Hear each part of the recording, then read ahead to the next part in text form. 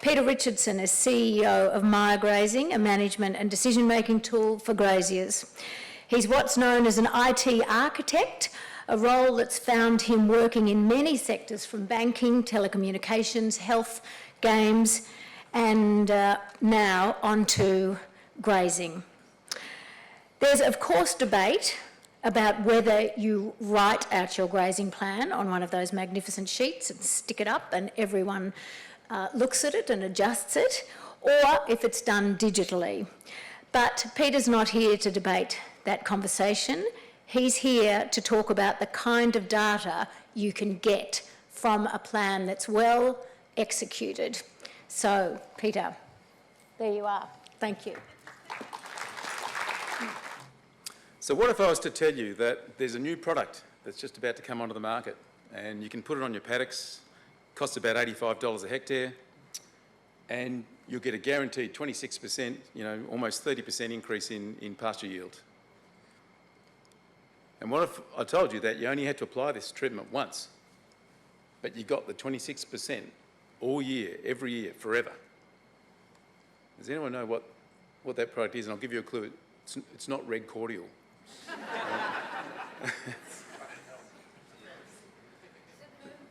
It doesn't move. So the answer is it's wire and water. It's paddock subdivision combined with good grazing management. And what I want to talk about now is I want to present to you some of the data that we've been able to capture through the tools that proves that you can get this result through the simple act of paddock subdivision and good grazing management. And so how we do that is the source of all the data I'm going to present in a moment is the data that's been captured through the MaiaGrazing tool. I'm not going to go into the details of our product. If you want to sort of find out more about it, come and speak to us at the stand. But by and large, if you've put all your livestock inventory into the tool, and if you just track the moves that you're making, then we'll automatically generate the grazing chart. We'll do all the calculations around animal days per hectare and rolling rainfall, and let you do feed budgets and projections and all the rest of it, basically with the aim of helping you make better grazing management decisions according to all the good training from the people that you've received largely in this room. And what I want to do now is show you what that data is telling us. This is just an example of in the tool that you can't really see too much about it. Come and see us at the stand if you want to find out more about our tool. It's not really the point of the talk. So what I want to do now is just quickly give you two examples. The first is at a micro level, a specific case of some data that I can present out of a particular farm called Wilmot Cattle Company. And then secondly, I want to show you how it averages out across large numbers of farms in terms of what the production benefits are of paddock subdivision.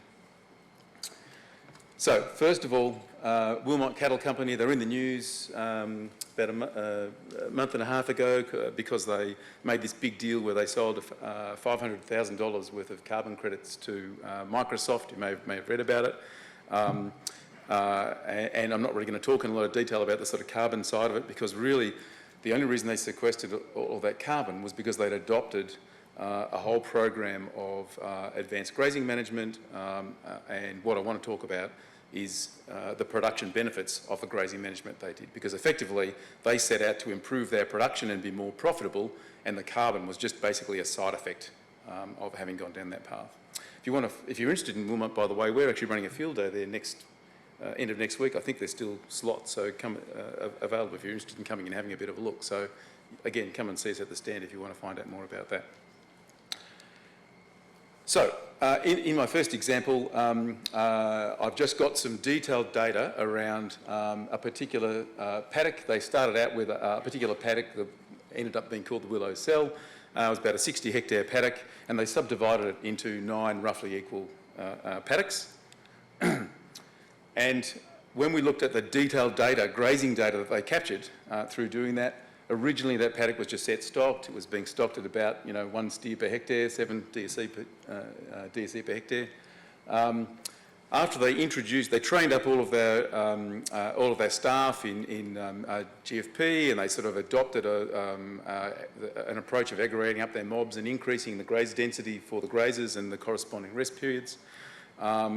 And they ran that through this subdivided series of paddocks, and we've got very detailed data on the production that came out of all of that. what happened was that the density of each graze, on average, went hugely up by about a factor of about 40 to about 275 DCs per hectare. So the density went up hugely as a result of the grazing management principles that they've adopted and the fact that they've done this paddock subdivision. And what happened to the yield? The yield went through the roof. They got an 86% increase in yield, long-term normalised for rainfall. So they, in the sex stock stake case, they were getting about 250 kilograms per hectare per 100 mil of rain. With the increased density through a dry period, a period that was in fact drying, they ramped it up to 466 kilograms per hectare per 100 mil, or convert to DSE days if you like. So they got an 86% increase in yield just through the process of paddock subdivision and increasing the grazing density, and of course adjusting the rest period appropriately. And you might say, well, but they were just running the ground, they were just running into the ground. They were just mining the soil by overstocking for a period to get those huge results. Well, that wasn't the case, because if you have a look at the soil carbon, because they also did a lot of detailed measurement of the soil carbon during that same period, went up significantly. It started at 2.3% soil organic carbon, and it went up to about 4 on that group of paddocks.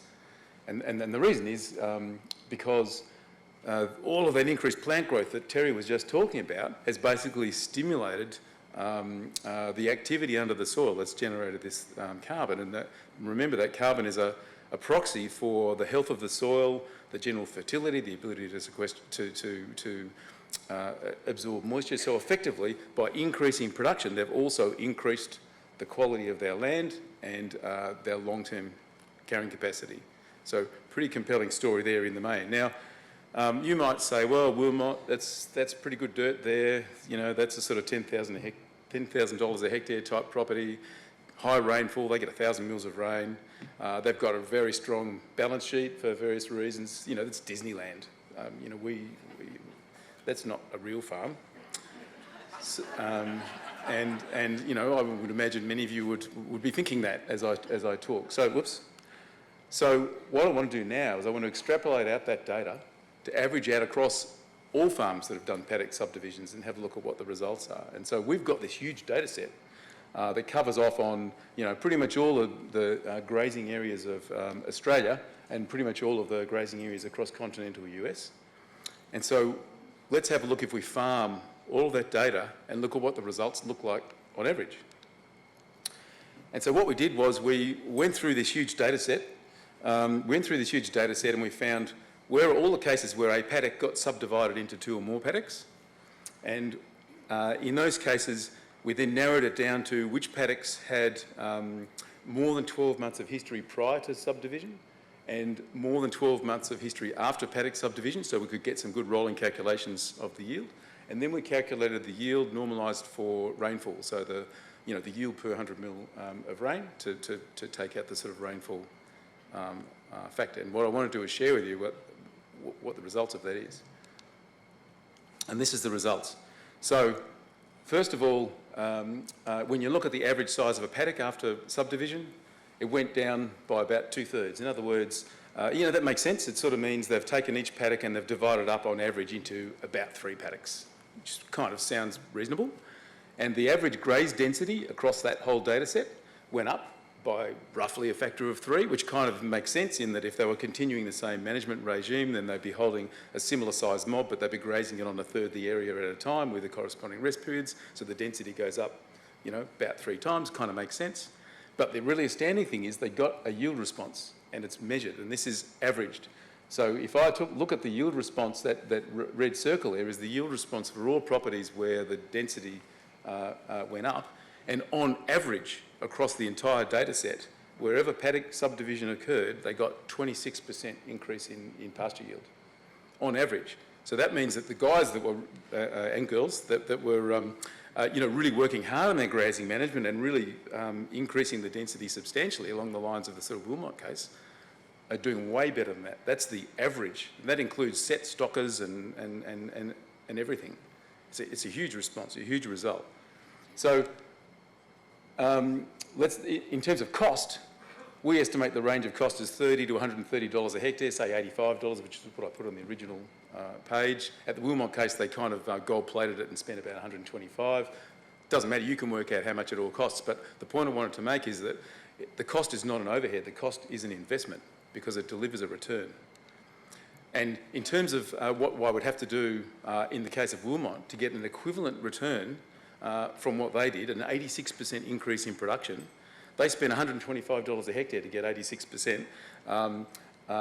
To buy feed to get the equivalent response, they'd have to spend $324 per annum per hectare, or if they wanted to buy more land to increase the production by 86%, they're looking at $10,000 a hectare where they are.